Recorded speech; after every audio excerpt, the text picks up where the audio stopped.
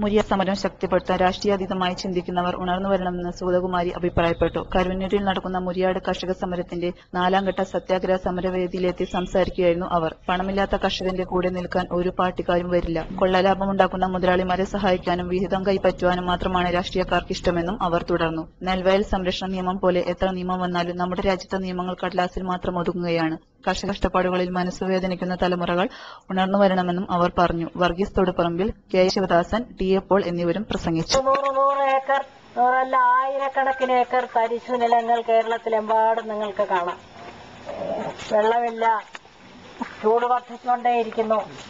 വിഷം നിറഞ്ഞ അരി അന്യനാട്ടിൽ നിന്ന് വന്നാലേ മലയാളിക്ക് ഇന്ന് ഉണ്ണാൻ നിവൃത്തിയുള്ളൂ. പച്ചക്കറി അന്യനാട്ടിൽ നിന്ന് വന്നാലേ നമുക്ക് കൂട്ടാൻ വയ്ക്കാൻ നിവൃത്തിയുള്ളൂ. ഇത്തിരി പിച്ചിപ്പൂവ് മലയാളി പെണ്ണിന്റെ വധുവിന്റെ തലമുടിയിൽ ചൂടിക്കണമെങ്കിൽ തമിഴ്നാട്ടിൽ നിന്ന് പൂവ് വരണം. മലയാളിയുടെ ഈ 6 മാസം മഴ പെയ്യുന്ന കേരളത്തിൽ മലർ പോലെ മഴ പെയ്യുന്നു എന്ന് ഞങ്ങളൊക്കെ വാഴ്ത്തിപ്പാടുന്ന കേരളത്തിൽ 2 വലിയ വർഷകാലങ്ങൾ തുലാവർഷവും കാലവർഷവും അനുഗ്രഹിച്ചു പെയ്തുകൊണ്ടേയിരിക്കുന്ന ഈ മലനാട്ടിൽ ഇന്ന് വെള്ളത്തിന് ക്ഷാമമാണ്, അരിക്ക് ക്ഷാമമാണ്, പച്ചക്കറിക്ക് ക്ഷാമമാണ്, പൂക്കൾക്ക് ക്ഷാമമാണ്. എന്തിനാണ് ക്ഷാമമില്ലാത്ത? മദ്യത്തിന് മാത്രം ക്ഷാമമില്ല.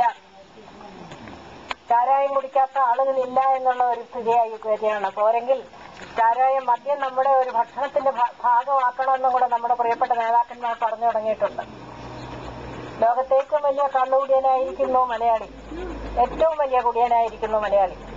ഈ പെണ്ണുങ്ങളുടെ കണ്ണുനീരാണ് ഇവിടെ ഈ മദ്യം എന്നുള്ള പേരിൽ വെറ്റഴിച്ചുകൊണ്ടേയിരിക്കുന്നത്. ഈ പെണ്ണുങ്ങളുടെ കണ്ണുനീരാണ്, ഈ കുടുംബങ്ങളുടെ തകർച്ചയാണ്, കുഞ്ഞുങ്ങളുടെ ദാരിദ്ര്യമാണ്, ദുഃഖമാണ്. ഇത് മുഴുവനുമാണ് ഈ മദ്യ മുതലാളിമാരിവിടെ കൈയടക്കിക്കൊണ്ടിരിക്കുന്നത്. അതൊരു വർഷം